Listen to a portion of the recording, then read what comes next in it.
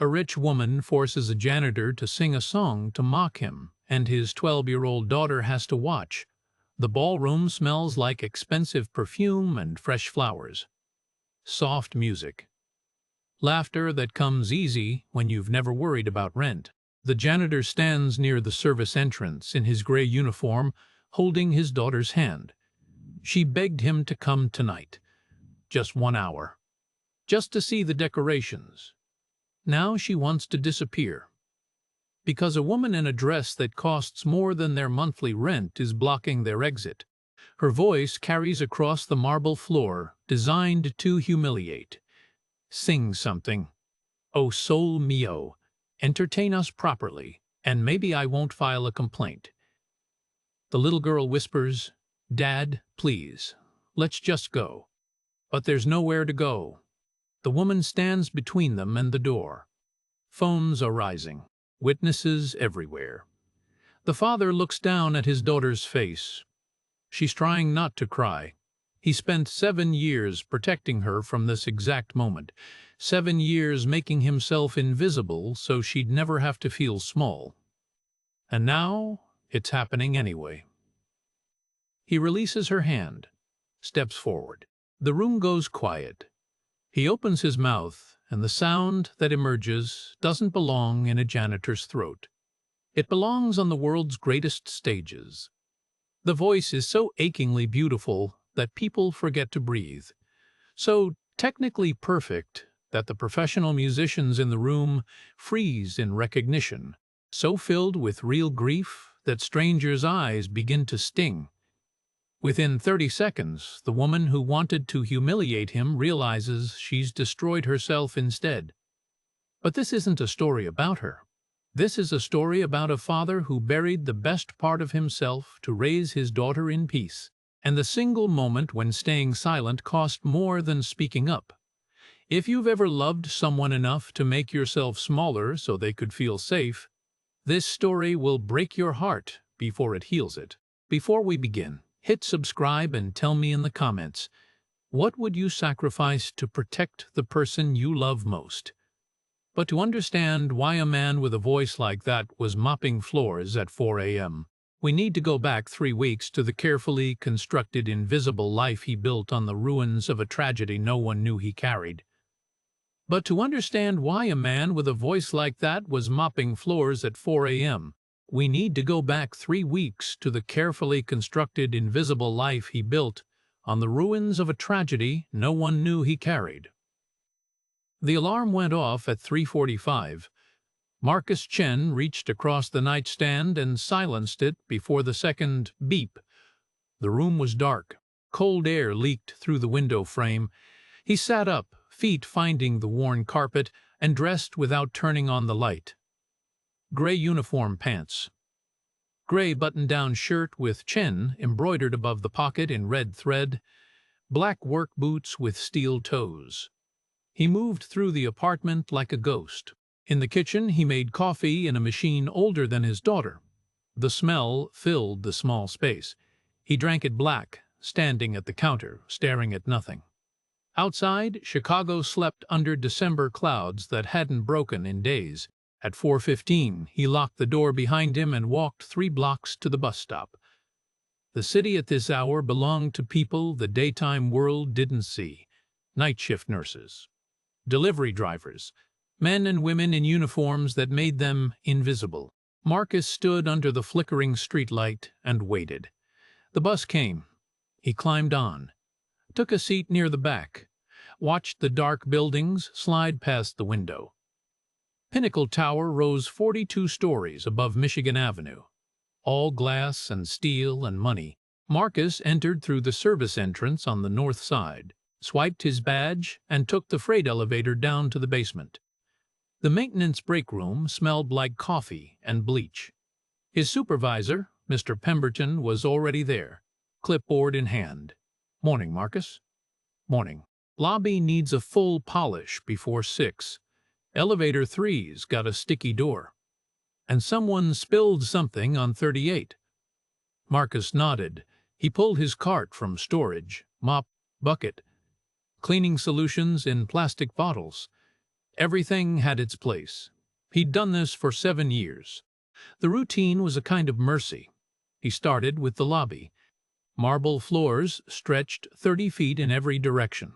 Brass fixtures gleamed under chandelier light that never turned off. Marcus filled his bucket with hot water and solution, dipped the mop, wrung it out, began at the far corner, and worked his way toward the elevators in long, steady strokes. The first residence appeared around 6:30. A woman in a business suit and heels that clicked against the marble. She walked past Marcus without looking down. He stepped aside, kept mopping. A man in a tailored overcoat followed 5 minutes later, phone pressed to his ear, voice sharp with irritation.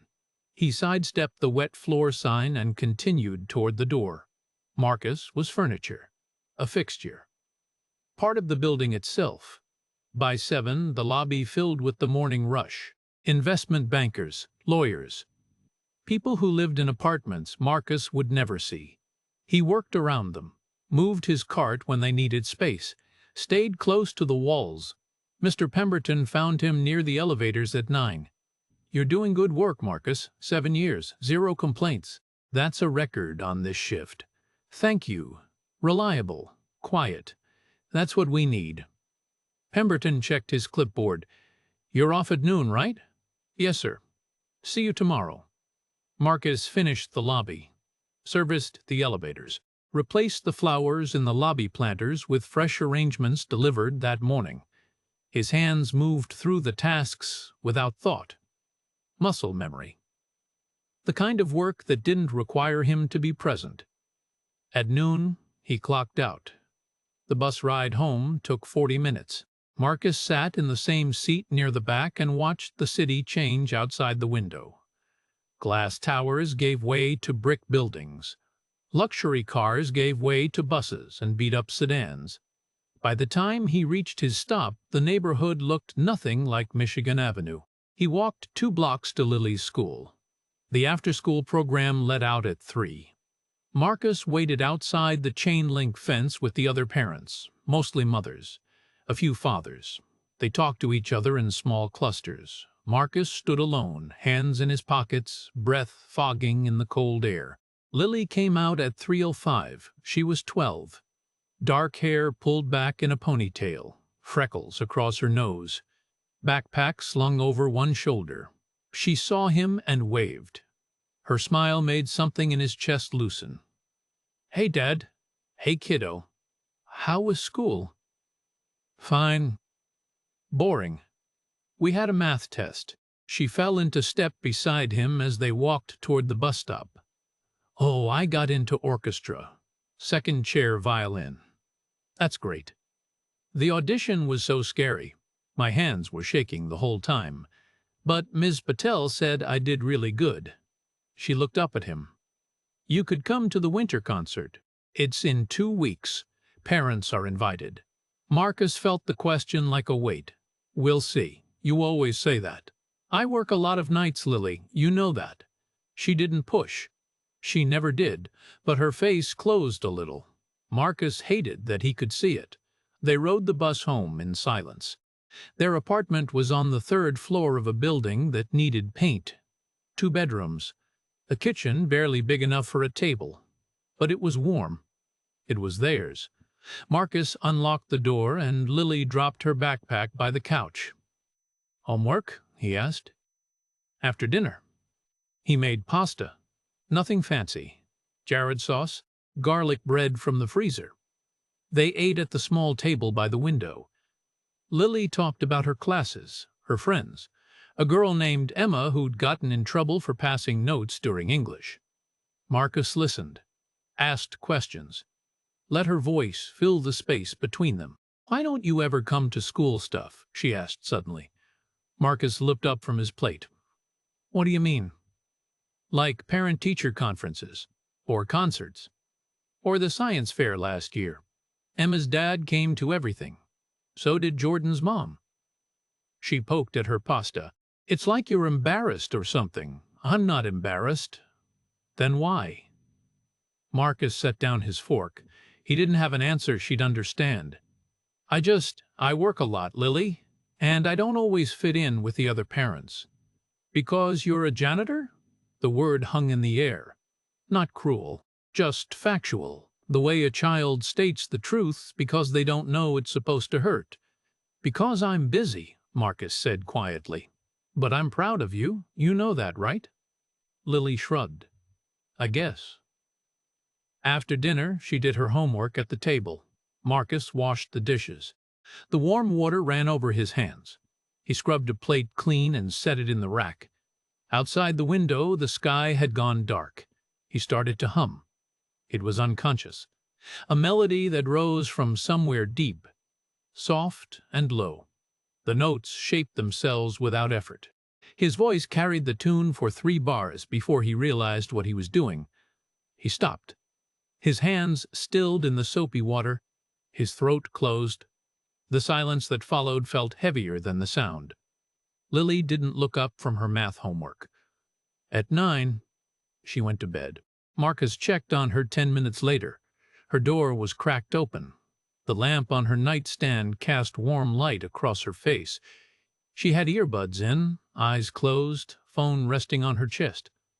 Marcus didn't know what she was listening to. He pulled the door halfway shut and walked back to his room. The framed photo sat on his nightstand where it always did.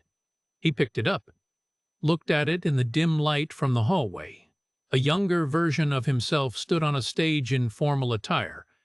Beside him, a woman in an elegant gown. Her smile was bright. Her hand rested on his arm.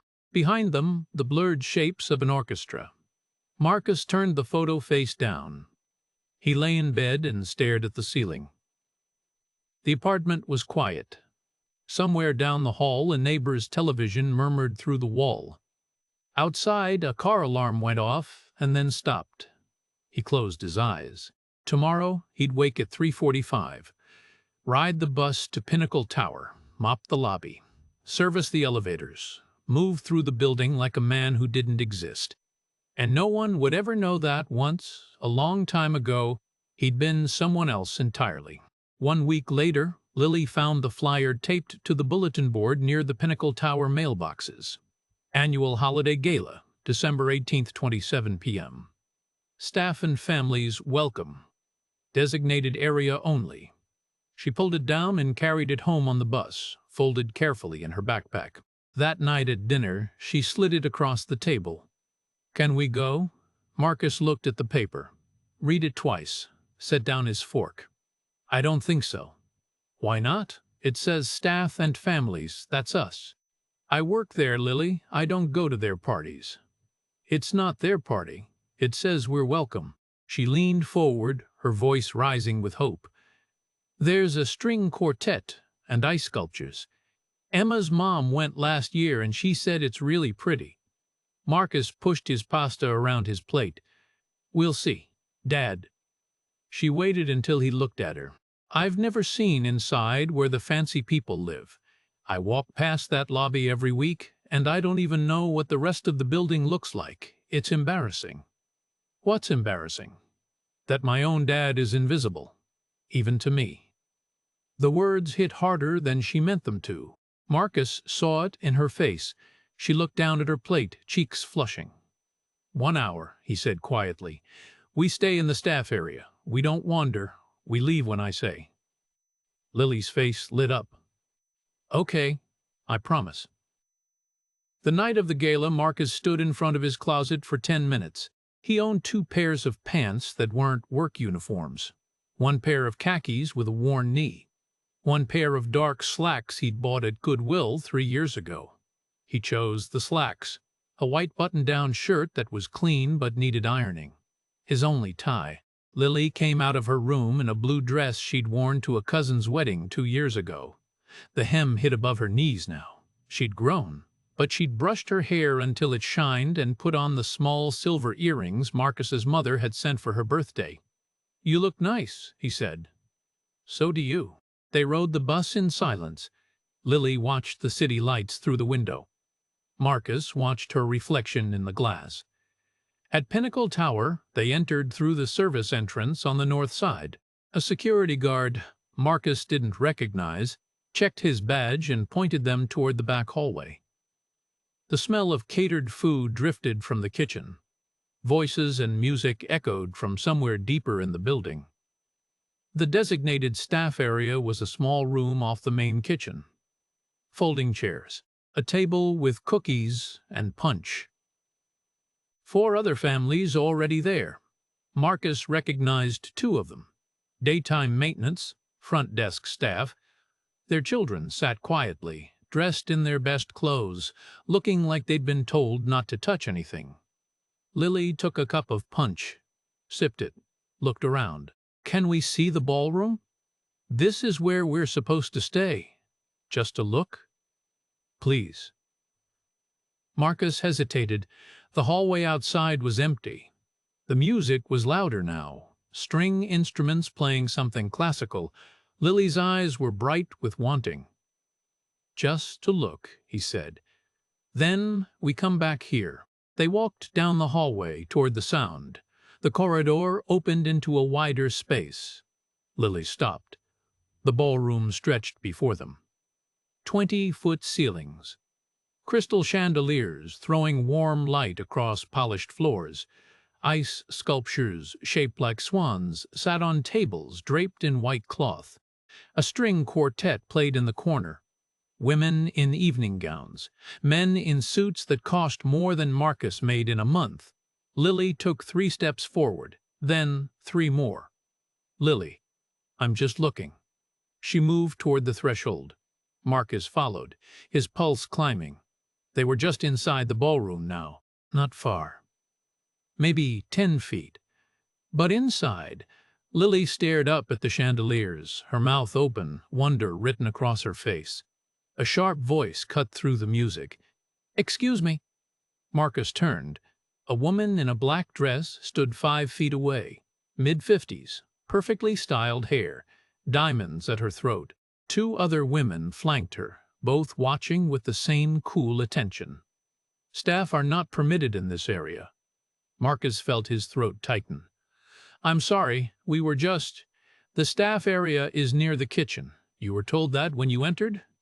Yes, we're going back now. He reached for Lily's hand. Come on. Lily's face had gone red. She moved toward her father, but the woman in the black dress stepped forward. Her voice carried. People nearby turned to look. Wait. Marcus stopped. His daughter's hand was small in his. Trembling, the woman's eyes moved between them. Her lips curved into something that wasn't quite a smile. And in that moment, Marcus knew what was coming next. Victoria didn't move.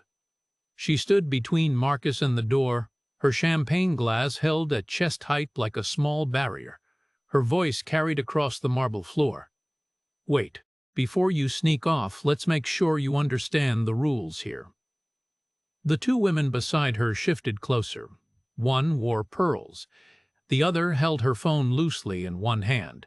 Both watched with the same cool interest. Marcus tightened his grip on Lily's hand. We're going. I apologize. You're apologizing now. Victoria's smile didn't reach her eyes. But you brought your daughter into a restricted space. During a formal resident event. That's a violation of building protocols. We were just looking. We didn't touch anything. That's not the point. Victoria took a step forward. Her heels clicked against the floor. The point is that staff have designated areas for a reason. People like us need to know we can host private events without worrying about who's wandering through. People like us. The words hung in the air. Several guests nearby had stopped talking. They turned to watch. Lily's fingers trembled in Marcus's palm. Her face had gone red. She stared at the floor. I understand, Marcus said quietly. We'll go back to the staff area now. In a moment. Victoria gestured toward the string quartet in the corner. The musicians had stopped playing between songs. I've heard you humming in the stairwells. Early mornings when you think no one's listening? Her tone was light, conversational, designed to sound generous. Do you think you have talent? Marcus didn't answer. I'm curious. Victoria turned slightly, addressing the small crowd that had gathered. "Our maintenance supervisor here seems to enjoy music. Perhaps he'd like to share that with us." A woman in a silver dress whispered something to her husband. He pulled out his phone. Marcus felt his throat close. "Ma'am, I really think we should just sing something." Victoria's voice cut him off. "Oh, sole mio. You know it, don't you? It's Italian, very famous." She gestured theatrically toward the musicians. "Entertain us properly, and maybe I won't need to file a formal complaint with Mr. Pemberton about this protocol violation."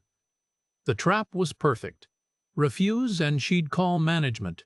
Report him for trespassing at a formal event. Insubordination.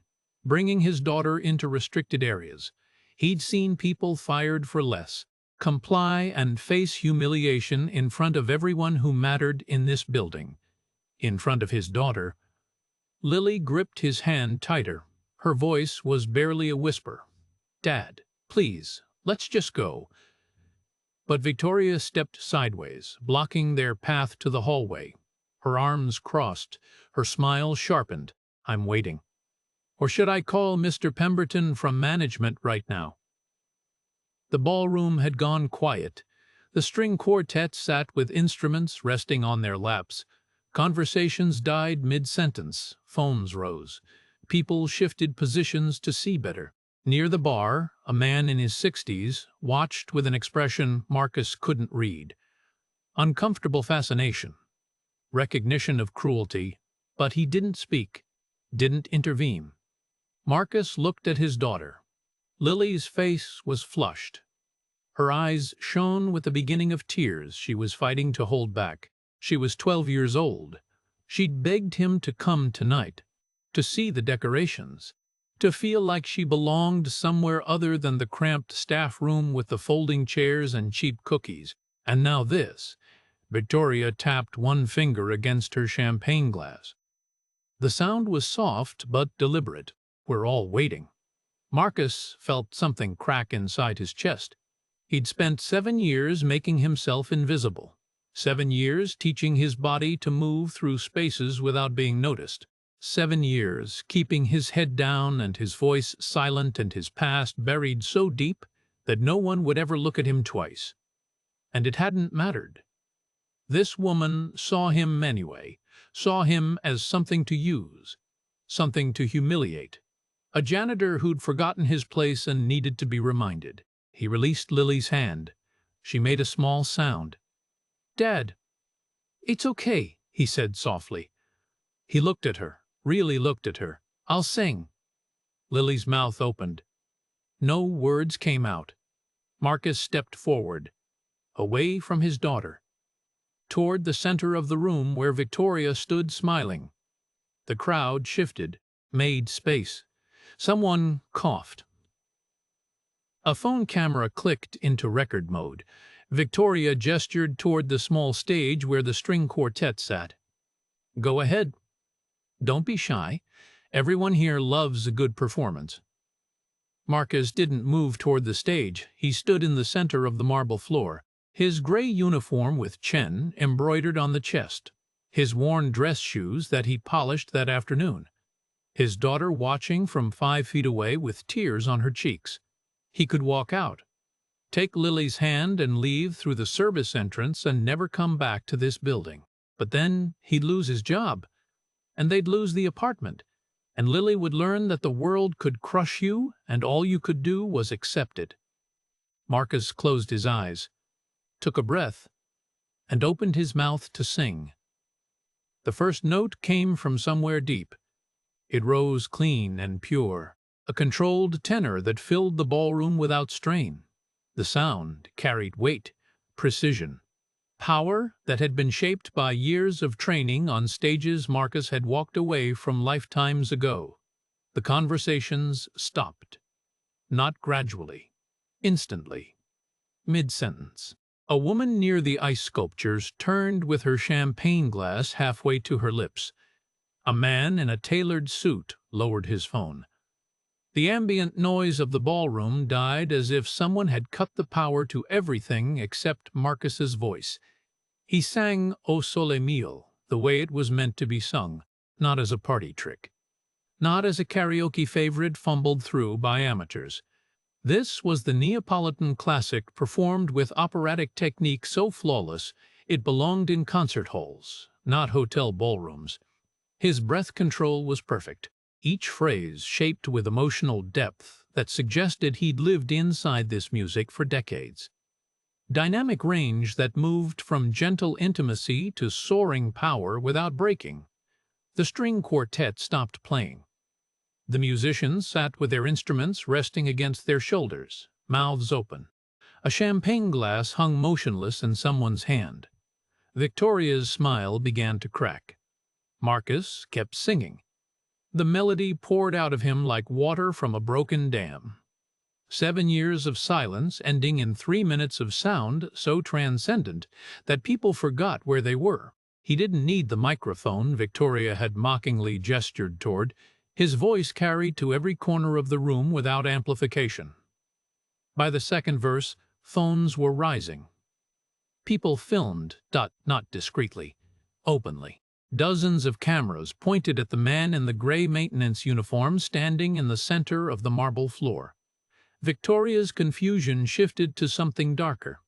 She looked around at the watching crowd, at the filming phones, at the faces that had turned from amused spectators to stunned witnesses. Horror crept across her surgically preserved features. This wasn't a janitor fumbling through a song. This was a master demonstrating artistry that none of these people, for all their wealth, their status, their expensive clothes, would ever possess. Marcus reached the climax of the piece. His voice soared. Technically perfect, emotionally devastating. The sound filled the space with a kind of beauty that made the chandeliers and ice sculptures look cheap by comparison. A woman near the windows pressed her hand to her mouth. Her eyes glistened. An older man in a tuxedo stood very still, his face slack with recognition of something he couldn't quite place. Marcus held the final note. Let it fade gradually, ended on a breath so controlled it seemed to disappear into the air itself. Silence. 5 full seconds of absolute quiet. Then applause erupted. Not polite clapping, not the obligatory response to a decent performance. This was shock and awe made audible. People applauded like they'd witnessed something impossible. Someone near the back of the room shouted a word that didn't belong in a Chicago hotel ballroom. Brava, as if they were at the opera. The crowd began to move. Shift. People pushed forward to see Marcus more clearly. Phones stayed raised. Conversations broke out in confused clusters. Who is that? Did you hear? Oh my God, that voice. Near the bar, a man in his 60s stood frozen. His face had gone white. He stared at Marcus with an expression that wasn't confusion. It was recognition. He pushed through the crowd, moved toward Marcus with purpose, got close enough that the chandelier light fell directly across Marcus's face. The man stopped 3 feet away. His voice came out as a whisper but carried in the stillness. My God. Marco de la Rosa. We thought you were dead. The name hit the room like a stone through glass. Marco de la Rosa. People pulled out phones, typed frantically. Google searches lit up across the ballroom. Guests leaned toward each other, whispering, pointing. Who's Marco de la Rosa? The opera singer. The one who disappeared. That can't be him. That's the janitor. The man who'd spoken, tall, gray-haired, expensive suit, kept staring at Marcus. His eyes moved across Marcus's face like he was confirming something he didn't want to believe. It's you, he said again, louder now. I saw you sing Tosca at the Met 15 years ago. You made me weep. The ballroom exploded into noise. Not applause anymore. Confused murmurs, shocked exclamations. Phone screens glowed as people searched the name. Found articles, old performance videos, obituaries that said he'd vanished. Metropolitan Opera principal tenor. He just disappeared in 2009. That's impossible, he's the maintenance guy. Victoria stood paralyzed 10 feet away. Her champagne glass dangled from her fingers. The color had drained from her face. Her mouth opened, but no sound came out. She'd just publicly humiliated a man on camera, in front of everyone who mattered in her social circle. And that man had turned out to be one of the greatest opera singers of his generation. The realization moved across her features like a slow-motion collapse. Around the room, people stared at their phones. At Marcus. At Victoria. The pieces were falling into place. The viral moment was already forming. Rich woman mocks janitor. Forces him to sing. Destroys herself in front of witnesses. Lily stood where Marcus had left her, near the wall. Her face was pale. Tears streaked her cheeks. But she wasn't crying from shame anymore. She was staring at her father like she'd never seen him before. Because she hadn't. Not really. Marcus stood in the center of the ballroom with 100 phones pointed at him and 100 pairs of eyes stripping away the 7 years he'd spent building his invisible life. The man from the bar. Thomas Brillstein, though Marcus didn't know his name, yet took another step closer. His voice was gentle now. Careful. Where have you been? Marcus couldn't answer. His throat had closed. The applause was still going. People were still filming. Victoria was still standing there with her shattered expression. And somewhere in this room, his daughter was watching him become someone she'd never known existed. The voice he'd buried with Elena had just torn through 7 years of silence and exposed everything he'd been running from. And there was no way to put it back. The video went live at 11:37 that night. Someone had uploaded it from the gala. 3 minutes and 42 seconds of Marcus Chen standing in a gray maintenance uniform singing O Sole Mio in a ballroom full of Chicago's wealthy elite. The caption read, "Janitor forced to sing at wealthy gala stuns everyone." By morning, it had 15 million views. Marcus woke to the sound of his phone vibrating against the nightstand. Text messages, voicemails, notifications flooding in faster than he could read them. He picked up the phone and saw names he hadn't heard from in years. Former colleagues from the Met, journalists, someone from the Chicago Tribune. He turned the phone off. Lily was still asleep. Marcus made coffee and stood at the kitchen window watching the street below. 3 news vans had parked along the curb. Reporters with cameras waited on the sidewalk. One of them pointed at the building. Another spoke into a microphone. Marcus called Mr. Pemberton at 6:15. "I need to take a sick day." There was a pause on the line. Pemberton's voice came back careful, strained. "Marcus, I've been getting calls all morning. The board wants a meeting. Mrs. Hastings Moore filed a formal complaint. I understand. Take the day. We'll figure this out." Marcus hung up. He stood in the kitchen and listened to the silence of his apartment. 7 years of carefully constructed invisibility had ended in 3 minutes.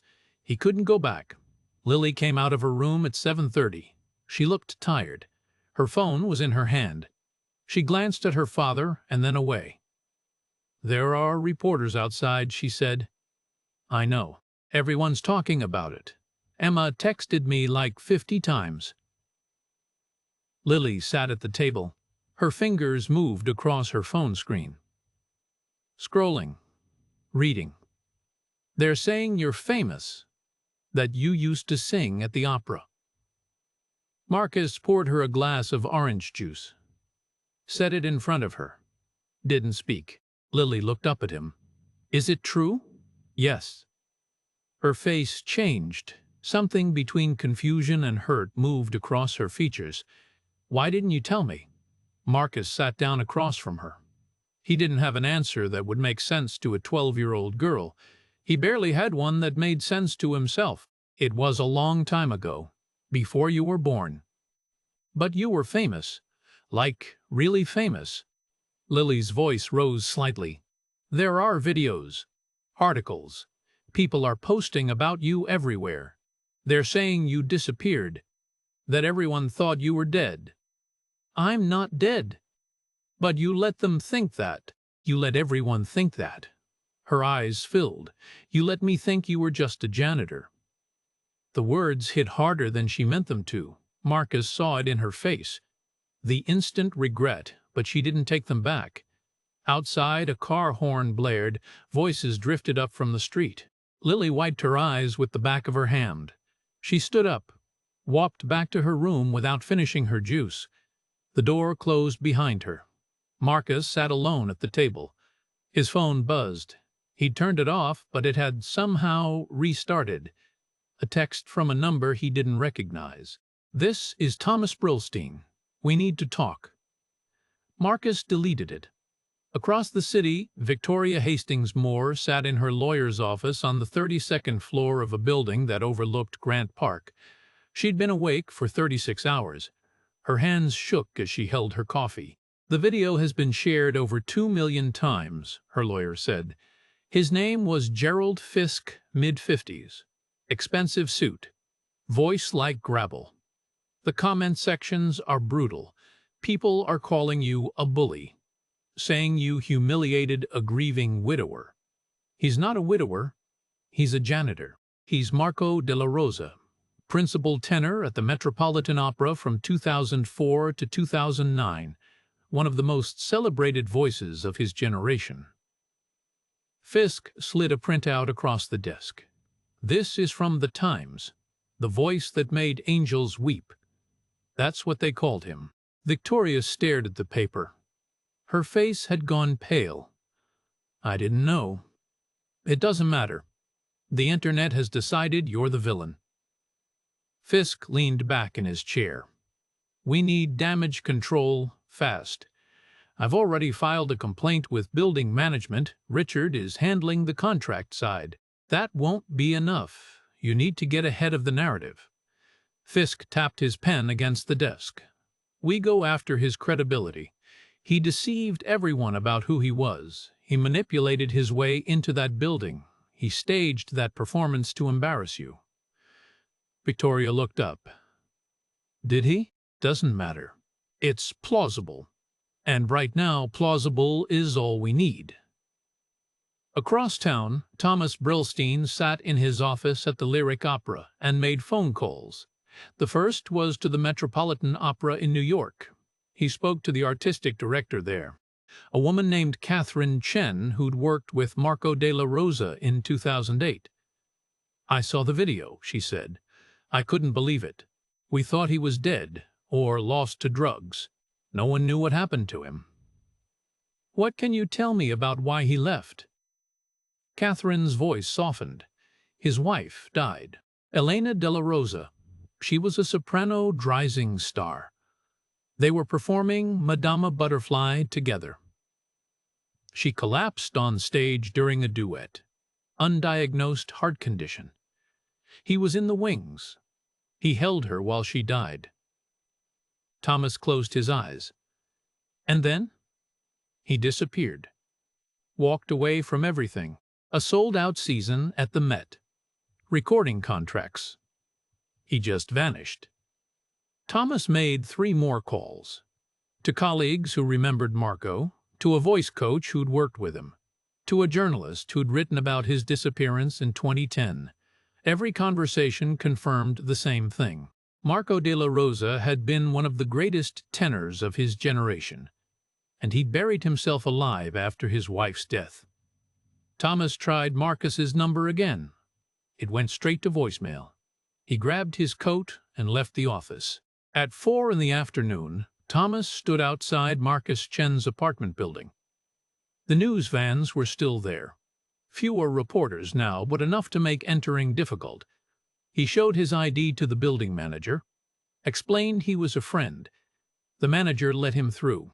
Marcus's apartment was on the 3rd floor. Thomas knocked, no answer. He knocked again. It's Thomas Brillstein. From the Lyric Opera. We met at the gala. I need to speak with you." The door opened 6 inches. Marcus stood in the gap.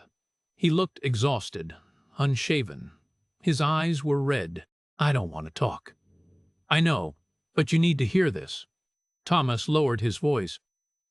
"Victoria Hastings Moore is telling people you staged that performance, that you're a con artist.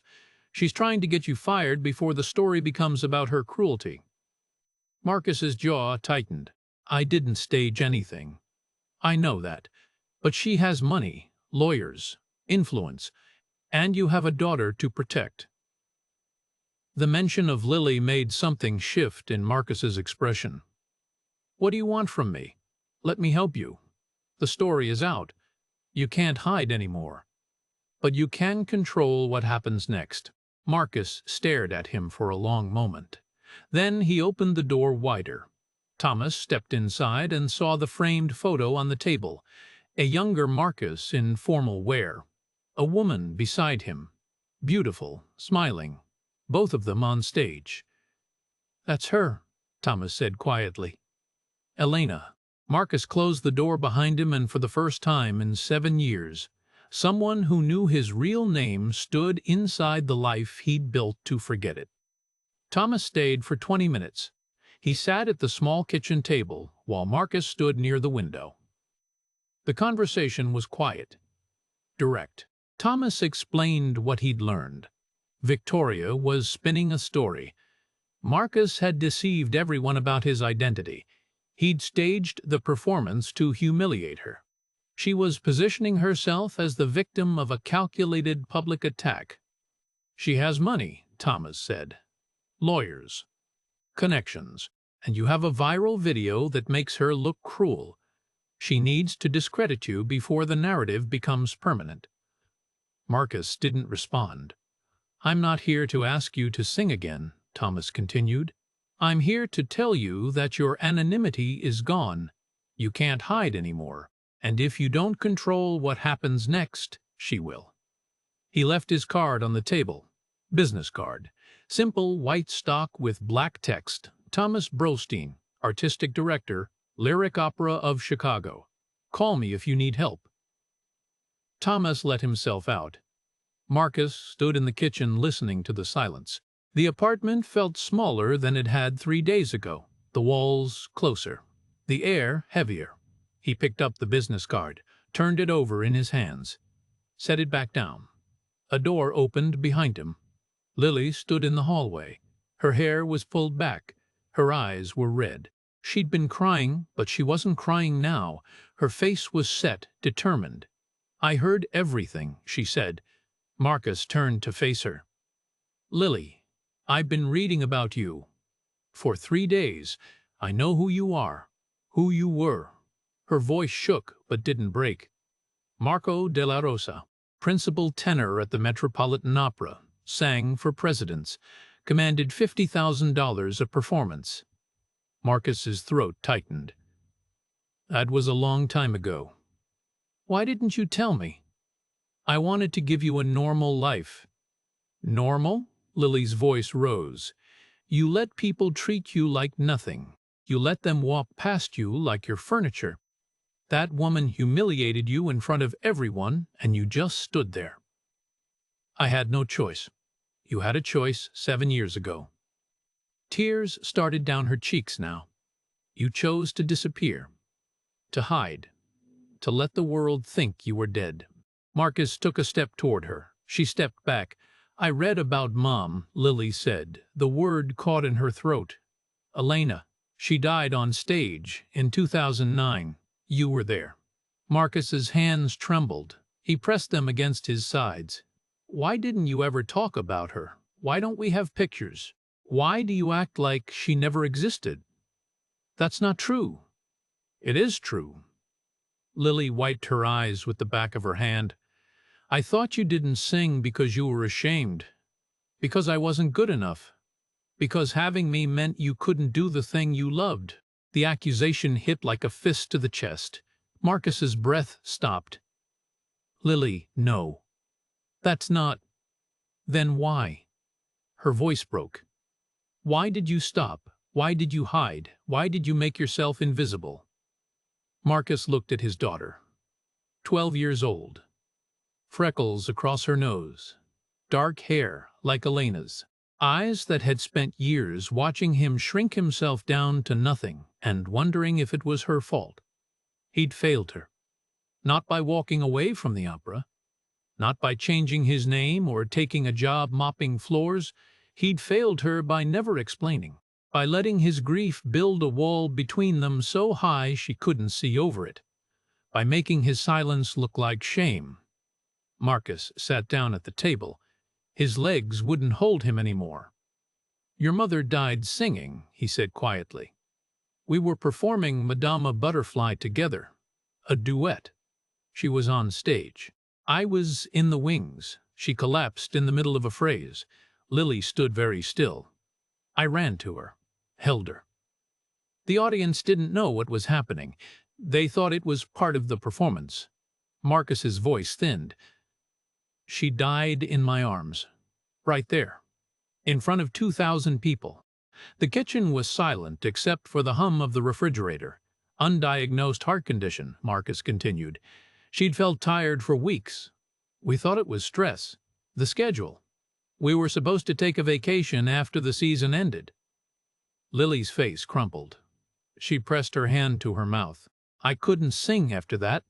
Not because I didn't want to, because every time I opened my mouth I heard her voice harmonizing somewhere in the world, and she wasn't there anymore." Marcus looked up at his daughter. "I walked away because staying felt like betrayal, like I was using the thing she loved most about me to forget her." "But you didn't forget her," Lily whispered. "No, I didn't." "So you just decided to disappear? To make yourself invisible?" Marcus had no answer for that, not one that made sense, not one that justified 12 years of his daughter's life spent watching him hide. Lily wiped her eyes. Her voice came out small, fragile. "I thought it was because of me. It was never because of you. But I thought it was. Every time you wouldn't come to my concerts, every time you looked away when people talked to you, every time you made yourself small." Her breath hitched. "I thought you were ashamed. That I was the reason you couldn't sing. That I wasn't enough." The words shattered something in Marcus's chest. A pain so sharp and clean it made his vision blur. His daughter had spent years carrying a wound he'd given her without knowing. Years interpreting his grief as rejection. Years believing she was the thing that had broken him. "Lily, I'm sorry." She shook her head. Tears streamed down her face. "You let them treat you like nothing. And I thought, that's what you were. What we were." Her voice broke completely. "Normal, Dad. That's what you wanted, for us to be nothing?" She turned and walked back to her room. The door closed with a soft click that sounded louder than a slam. Marcus sat alone at the kitchen table. The framed photo was still there. Face up. Elena smiled at him from 15 years ago. Young, beautiful, alive. Standing beside him on a stage they'd shared for 3 perfect years before everything ended. He'd spent 7 years trying to honor her memory by staying silent, and all he'd done was teach his daughter that being invisible was the same as being safe. That grief was something you carried alone. That the people who loved you most were the ones you hurt deepest by trying to protect them from the truth. Marcus picked up the photo, looked at Elena's face, remembered her voice, the way she'd laughed, the way she'd held Lily when she was born and whispered promises about the life they'd build together. He'd kept none of those promises, and now his daughter was in her room crying because she thought she wasn't enough to make her father want to be seen. The call came 4 days after Thomas's visit. Mr. Pemberton's voice was apologetic, strained. He asked Marcus to come to the building for a meeting, 9 a.m. the next morning. Building management office. Marcus arrived early. The lobby was busy with morning traffic. Residents in business suits carrying briefcases and coffee cups.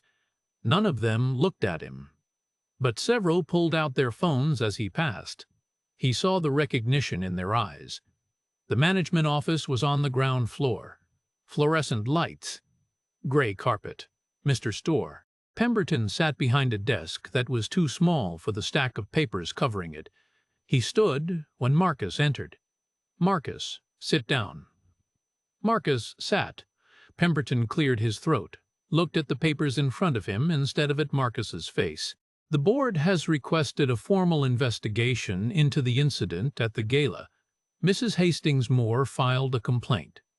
She's alleging that you disrupted a private event, brought unauthorized guests into restricted areas, and created an uncomfortable situation for residents." Marcus didn't respond. "Until the investigation is complete, they're asking that you be placed on suspension, without pay." Pemberton finally looked up. His eyes were tired. "I'm sorry, I fought it. But the board vote was unanimous." "How long?" 2 weeks minimum, maybe longer." Marcus's rent was due in 12 days. He stood. "I understand, Marcus, for what it's worth." Pemberton stopped, shook his head. "I'll let you know when we have more information." Marcus left through the service entrance.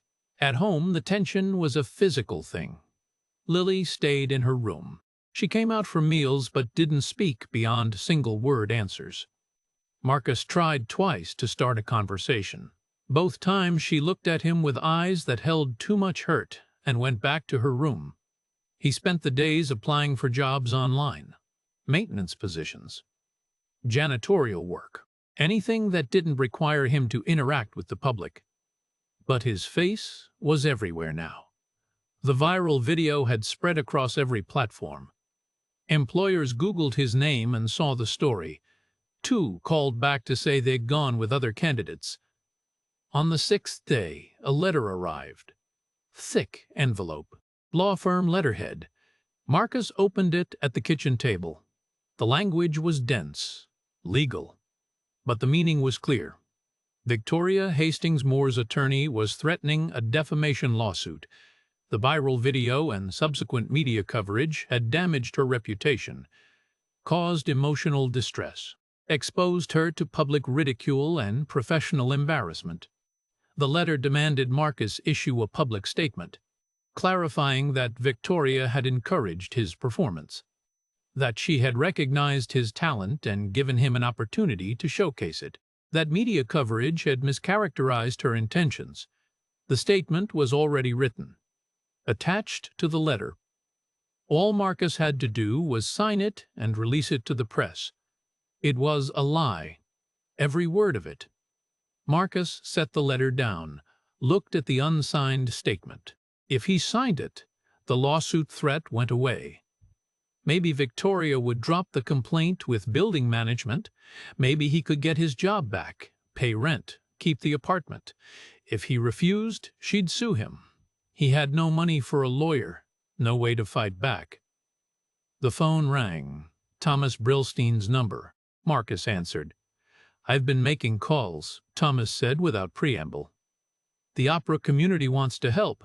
I'm organizing a charity gala, raising money for cardiac screening programs. I want to name it after Elena." Marcus's grip tightened on the phone. "It's not about you making a comeback," Thomas continued. "It's about turning this viral moment into something meaningful, something that honors her memory and helps young performers." "I can't." "Why not?" "I can't use Elena's death for publicity." "You're not using it. You're honoring it." Thomas's voice was gentle but firm. "She died from an undiagnosed heart condition. How many other young singers are walking around right now with the same thing? How many could be saved if they had access to screening?" Marcus closed his eyes. "I need to think about it." "Don't think too long. The moment won't last forever." Thomas hung up. Marcus sat at the table with the lawyer's letter in front of him, and Thomas's words echoing in his head. Outside, a bus rumbled past. Someone's television played through the wall. Normal sounds of a normal afternoon in a life that had stopped being normal the moment he'd opened his mouth in a ballroom full of people who thought he was nothing. A door opened behind him. Lily stood in the hallway. She'd been listening. "What did he want?" she asked. Marcus looked at his daughter. She was wearing an old hoodie. Her hair was down. Her eyes were red but dry. "He's organizing a charity gala, raising money for heart screenings for young singers. He wants to name it after your mother. Are you going to do it?" "I don't know." Lily walked into the kitchen, sat down across from him. She looked at the letter on the table but didn't touch it. "What's that?" "Victoria's lawyer. They're threatening to sue me. They want me to sign a statement saying she encouraged my performance, that the media got it wrong." "But that's not true." "No." "Are you going to sign it?" Marcus didn't answer. Lily was quiet for a long moment. When she spoke again, her voice was small but steady. "Maybe Mom would want you to do the gala. Maybe she'd want something good to come from this." The words hit Marcus like a fist. His daughter, 12 years old, offering him a bridge after everything he'd done wrong. But he couldn't take it. Not yet. "It's not that simple," he said. Lily looked at him. Her eyes held something he couldn't read. Disappointment, maybe. Or resignation. "Nothing ever is with you." She stood up and went back to her room. Marcus sat alone with the unsigned statement and the phone number for a man who wanted to build something meaningful from the wreckage of his life. Outside, the afternoon light was fading. Rent was due in 6 days. His bank account had $432 in it. His daughter wouldn't look at him. His job was gone. And somewhere across the city, a woman with money and lawyers and power was waiting to see if he'd be smart enough to sign away the truth to save himself. Marcus picked up the statement. Read it again. Imagined his name at the bottom. Imagined the press release. Imagined Victoria's smile when she realized she'd won. He set it back down unsigned, and wondered how much longer he could afford to have principles when the cost of keeping them was everything he had left. The eviction notice arrived on a Tuesday morning. 7 days to pay the overdue rent or vacate the premises. Marcus sat at the kitchen table and did the math for the third time. $432 in his account. Rent was $1,200. He was $768 short, with no income and no prospects. The lawyer's statement sat in front of him. 3 pages. Clean white paper. A pen beside it. All he had to do was sign. Lily had barely spoken to him in a week. She came out for meals, answered direct questions with yes or no, went back to her room. The silence between them was heavier than any argument. Marcus picked up the pen. The statement was a lie from the first sentence to the last. Victoria Hastings Moore had recognized his exceptional talent. She had graciously provided him an opportunity to showcase his abilities. The media had mischaracterized her generous intentions. He was grateful for her encouragement and support. His hand hovered over the signature line. A door opened behind him. Lily stood in the hallway. She was holding her phone. Her eyes were red, but her face was calm. Decided. "Don't sign it," she said. Marcus set down the pen. "I don't have a choice." "You always have a choice. We're being evicted. I need the lawsuit threat gone so I can find work." Lily walked into the kitchen, sat down across from him. She set her phone on the table between them. "I want to show you something." She tapped the screen. A recording started to play. Marcus's voice filled the small kitchen. Soft, gentle, singing a lullaby he'd sung to Lily 1,000 times when she was young. The recording was old, the quality poor, but the voice was unmistakable. "I made this 3 years ago," Lily said. "You were washing dishes. You didn't know I was recording." The lullaby ended. Lily tapped the screen again. A different voice this time. A woman's voice. Warm, alive. Speaking with an accent Marcus had heard every day for 8 years, and not once in the 7 years since. "Marco, I'm at rehearsal. I just want you to know the world deserves to hear you sing. Don't ever let anyone make you small. I love you. Sing loud." The message ended. Marcus couldn't breathe. His vision blurred. His hands gripped the edge of the table. "Where did you get that?" "I found the old answering machine in the closet. Last year. I've listened to it maybe 100 times." Lily's voice was steady, but her eyes glistened. "She recorded it a week before she died. She wanted you to hear it, to remember." Marcus pressed his palms against his eyes. His shoulders shook. "Dad?" Lily reached across the table. Her small hand covered his. "She wouldn't want you to hide, and she wouldn't want you to sign a lie." Something inside Marcus broke. Shattered. 7 years of holding himself together through silence and invisibility and careful control. All of it came apart in the cramped kitchen of an apartment he was about to lose. He pulled his hands away from his face, looked at his daughter. "I'm sorry," he whispered, "for everything, for hiding, for making you think you weren't enough. I know." Lily's voice cracked. "But you can't keep hiding. Not from her memory, not from yourself, not from me." Marcus looked at the unsigned statement, then at the phone where Elena's voice still lived. "The world deserves to hear you sing." He picked up his own phone, found Thomas Brillstein's number. The call connected on the second ring. "Thomas, it's Marcus Chen." "Marcus." Thomas sounded surprised, cautious. "Have you thought about the gala?" "I'll do it." Silence on the line. Then Thomas's voice came back, measured, careful. "You're sure?" "Not for a comeback, not to prove anything." Marcus looked at Lily across the table. "To honor Elena, and to show my daughter that fear doesn't have to win." "When can you start preparing?" "Now." Thomas exhaled. "I'll make the calls. We'll do it in 2 weeks. I'll set up the foundation paperwork. The Elena de la Rosa Cardiac Health Foundation. All proceeds go to screening programs for young performers." 2 weeks, Marcus repeated. "Can you be ready?" Marcus thought about his voice. 7 years without proper training, without scales or breath exercises or the discipline that had once defined his life. "I'll be ready." He hung up. Lily was crying now, not sad tears. Something else. Relief, maybe. Or hope.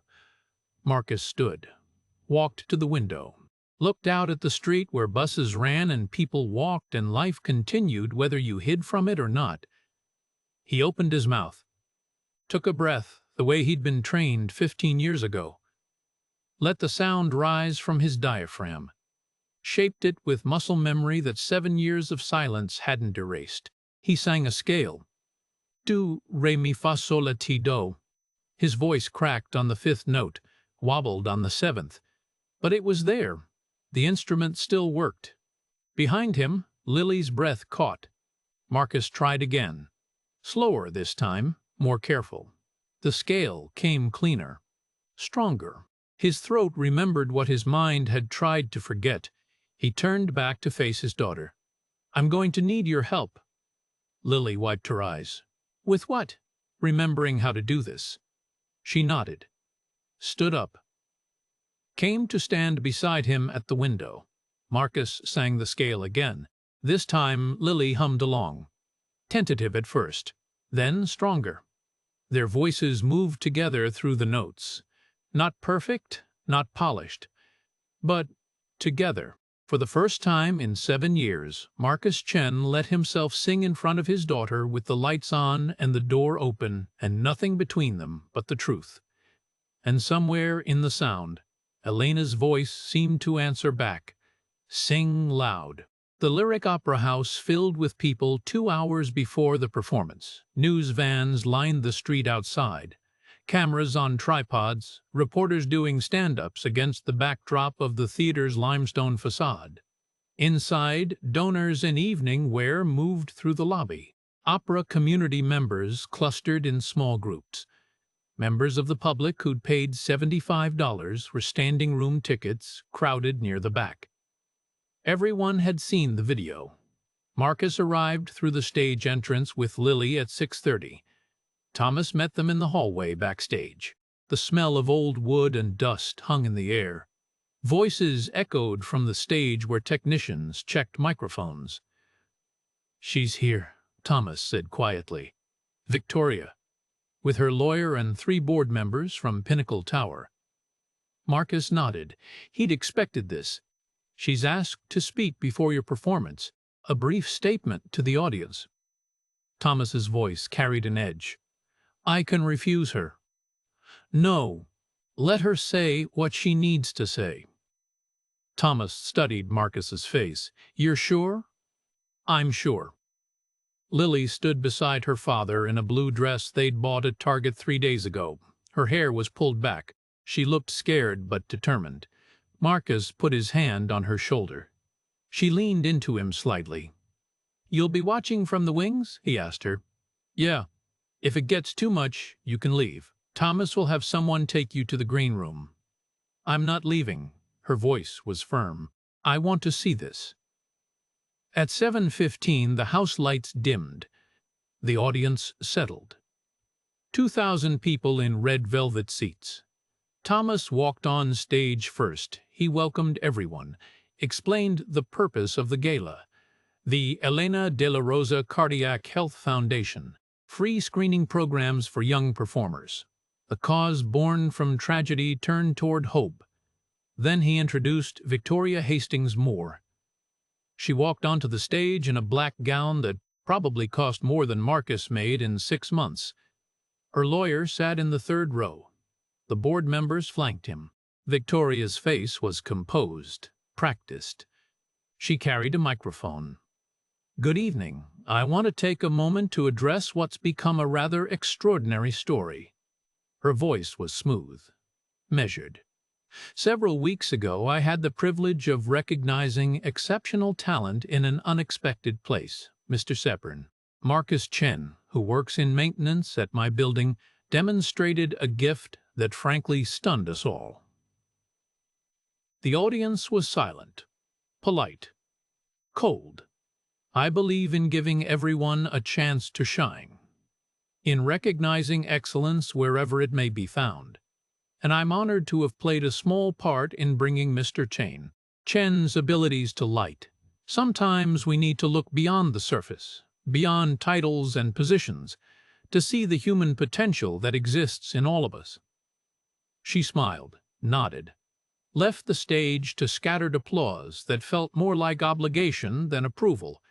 The audience had seen the video. They knew what really happened. Victoria's speech landed like a stone in still water. Backstage, Marcus stood in the wings with Lily beside him. He wore a simple black suit, white shirt, no tie. Thomas had offered to lend him formal performance attire. Marcus had declined. He wasn't Marco de la Rosa tonight. He was Marcus Chen, a janitor, a father, a man who'd learned that hiding from grief meant hiding from life. Thomas returned to the stage. "Ladies and gentlemen, Marcus Chen." Marcus walked into the light. The applause started immediately. Warm, genuine. He reached the center of the stage and stopped.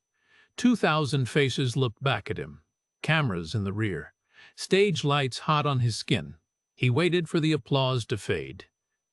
"Thank you for being here tonight." His voice was quiet but clear. "I'm not going to sing anything celebratory. That's not what this is about." He paused, looked at the faces in the front rows. "I want to dedicate this performance to every person who's been made invisible by someone else's need to feel powerful." The audience shifted, leaned forward. "And to my wife, Elena, who taught me that dignity can never be taken, only given away." He turned to face Lily in the wings, met her eyes. She nodded. Marcus closed his eyes, took a breath the way he'd been trained 20 years ago, found the stillness at his center where the voice lived. He began to sing. "E Lucevon Lustel," Puccini, an aria about a man facing death, remembering the woman he loved, finding peace in the memory of beauty even as everything ends. Marcus's voice filled the opera house, not the perfect, polished sound of Marco de la Rosa in his prime. This was something rawer, more honest, a voice that had carried 7 years of silence and grief and finally allowed itself to break open. He sang about stars that used to shine, about the scent of earth and footsteps in the garden, about a door opening and a love that made everything else disappear. The audience went completely still. In the wings, Lily pressed her hand to her mouth. Tears streamed down her face. Marcus sang the final phrases. His voice climbed, held, released. The last note faded into silence. No one moved. Then a woman in the 5th row began to cry audibly. An older man in the front stood. Applause erupted, not the shocked response from the gala. This was different, deeper. 2,000 people on their feet acknowledging not just technical mastery, but the courage it took to sing truth in front of witnesses. Marcus bowed once, walked off stage. Lily was there. He pulled her into his arms and held her while she sobbed against his chest. In the audience, a reporter stood. She moved toward the aisle, found Victoria sitting 3 rows back with her lawyer. The reporter held a microphone. A cameraman followed. "Mrs. Hastings Moore, do you feel any remorse for forcing a grieving widower to perform for your entertainment?" Victoria's composed expression cracked. Her mouth opened. No sound came out. She looked at her lawyer. He stood quickly, gestured for her to follow. "No comment," he said. But the camera was already recording Victoria's face, the panic in her eyes, the way her hands shook as she gathered her purse. "Just one question," the reporter pressed. "After hearing that performance, do you still believe you gave him an opportunity?" Victoria pushed past her, walked quickly up the aisle toward the exit. Her lawyer and the board members followed. The audience watched them leave. No one applauded.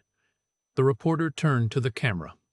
This was supposed to be a feel-good story about hidden talent, but what we witnessed tonight was something else entirely. A reckoning. About power. About dignity.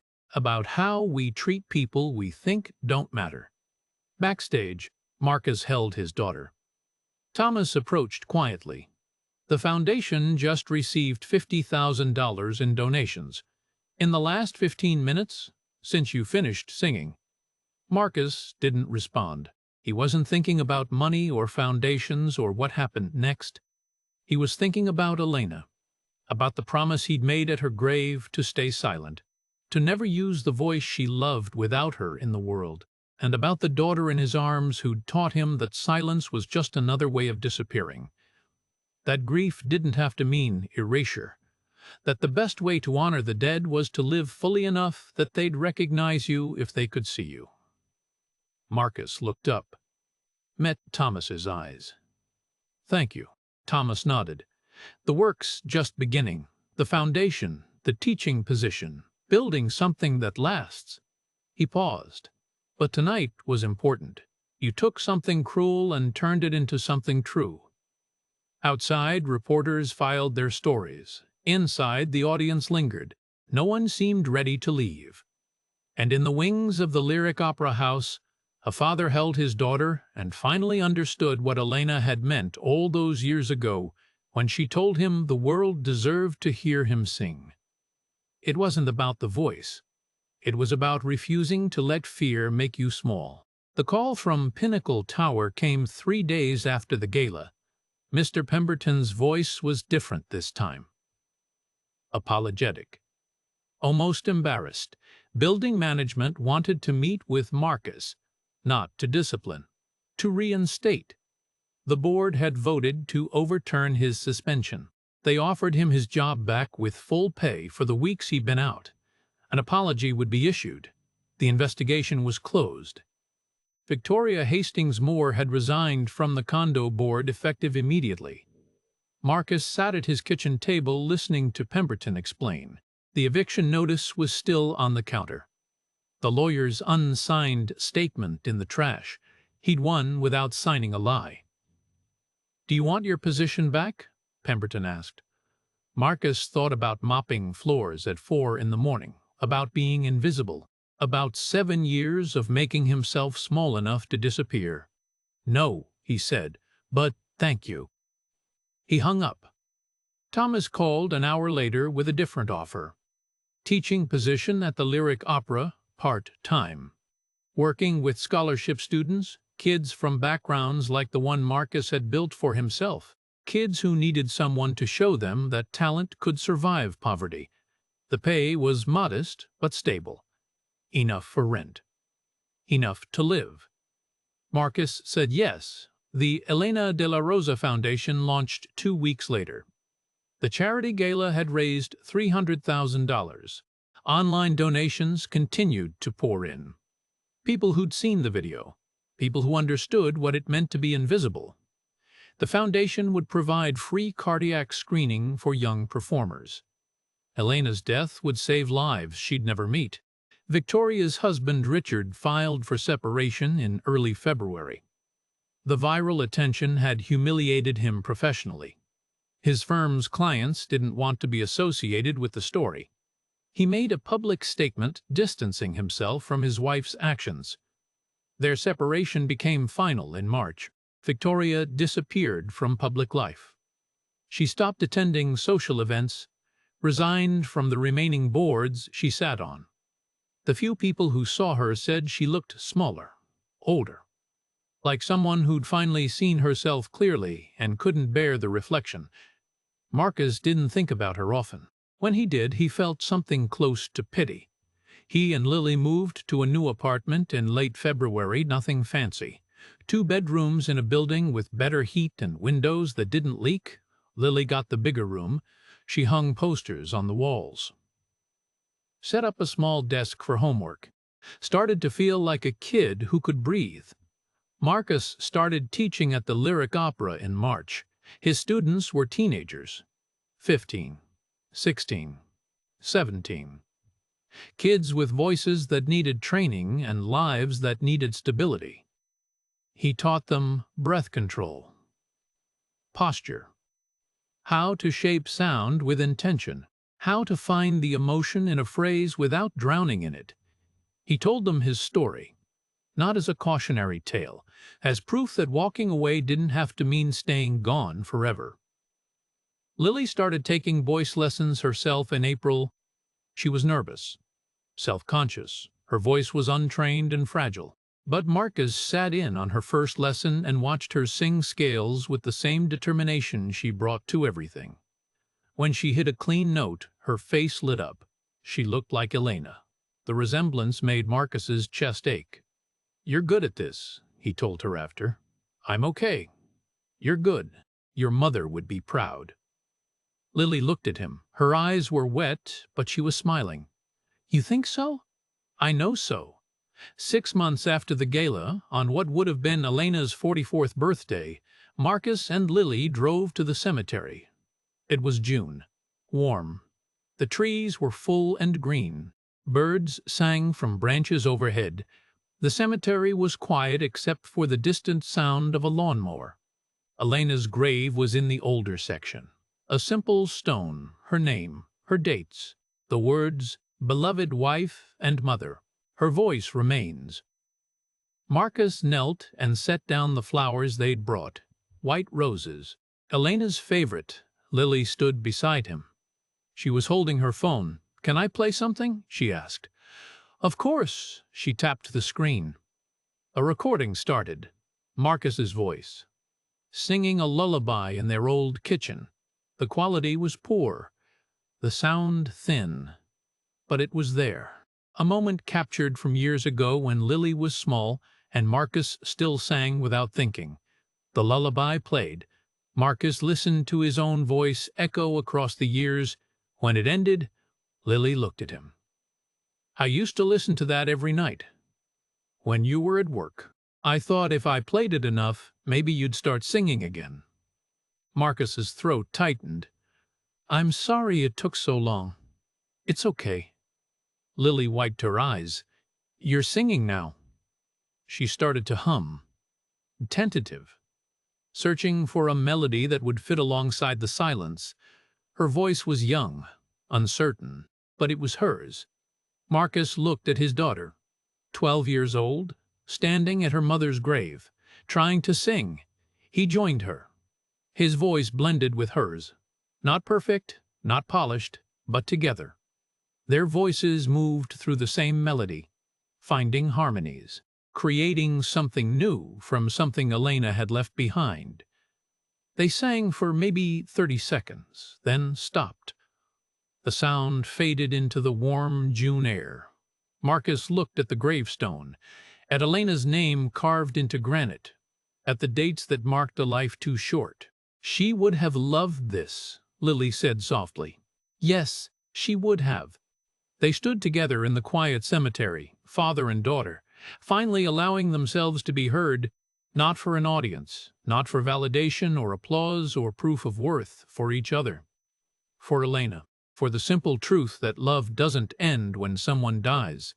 It transforms, it lives in the people left behind, in the courage to sing when silence feels safer, in the choice to be seen when hiding feels easier. Marcus put his arm around Lily's shoulders. She leaned into him, and in that moment, standing in warm sunlight with birds singing overhead and their voices still ringing in the air, Marcus understood something he'd spent 7 years running from. Dignity isn't something that can be taken. It lives in the soul. It waits patiently through silence and grief and all the years spent making yourself small. It waits for the moment when love gives you permission to stand in the light again. And when that moment comes, when someone you love looks at you and says you're enough exactly as you are, dignity rises. Not with fanfare, not with grand gestures, quietly, gently, like a voice that's been silent for too long, finally remembering how to sing. Marcus and Lily walked back to the car through rows of gravestones. The sun was warm on their faces. Somewhere in the distance, the lawnmower continued its steady rhythm. Life went on. And for the first time in 7 years, Marcus wasn't hiding from it. He was living it, out loud.